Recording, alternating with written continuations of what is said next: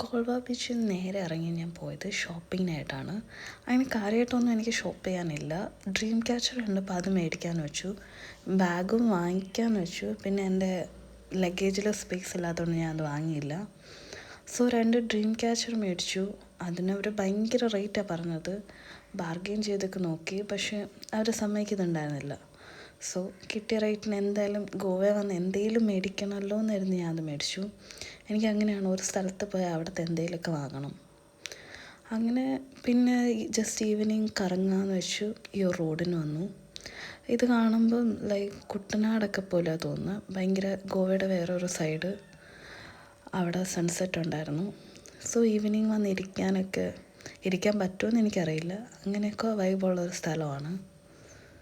അവിടെ ഒരു മയിലുണ്ടായിരുന്നു, അതിനെ സൂം ചെയ്യാൻ പറ്റിയില്ല. ഇതാണ് ആ സ്ഥലം. ഭയങ്കര കാമായിട്ടുള്ള റോഡ് തന്നെയാണ്, പക്ഷേ കാമായിട്ടുള്ളൊരു സ്ഥലം. ഞാൻ അങ്ങനെ അവിടെ കുറച്ച് നേരം ഇരുന്നു. പിന്നെ നേരെ ഇറങ്ങി അവിടെ നിന്ന്. ജസ്റ്റ് അതുവഴിയൊക്കെ കറങ്ങി. കുറേ റെസ്റ്റോ ബാറുകളും പബ്ബുകളൊക്കെ ഉണ്ട്. പിന്നെ കോൾവ ബീച്ചിൻ്റെ ചുറ്റും ഈ ഒരു ഷോപ്പിംഗ് സ്ട്രീറ്റ് പോലെ തന്നെയാണ്.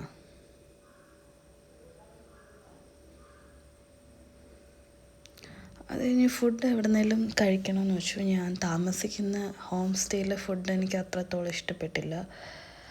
അപ്പോൾ അങ്ങനെ അതുവഴിയൊക്കെ കറങ്ങിയപ്പോൾ അവിടെ ഒരു മലയാളി റെസ്റ്റോറൻറ്റ് കണ്ടു, തറവാടെന്ന് പറഞ്ഞിട്ട്.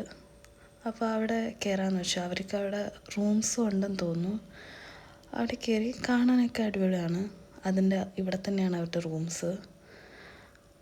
അങ്ങനെ ഞാനൊരു ബീഫ് ഫ്രൈയും ചപ്പാത്തിയും പ്രോൺസുമാണ് ഓർഡർ ചെയ്ത്. അതിൻ്റെ കൂടെ ഒരു കോക്ടെയിലും പറഞ്ഞു. ഞാൻ നല്ല ടയേർഡായിരുന്നു. കോക്ടെയിൽ കുടിച്ചപ്പോൾ ഭയങ്കര റിഫ്രഷ്ഡായി. അടിപൊളിയായിരുന്നു ഫുഡ്. പിന്നെ കുറച്ചുകൂടി അതുവഴിയൊക്കെ കറങ്ങി നേരെ ഹോം സ്റ്റേയിൽ തിരിച്ചു വന്നു. ഇതാണ് ഞാൻ മേടിച്ച 2 ഡ്രീം ക്യാച്ചർ.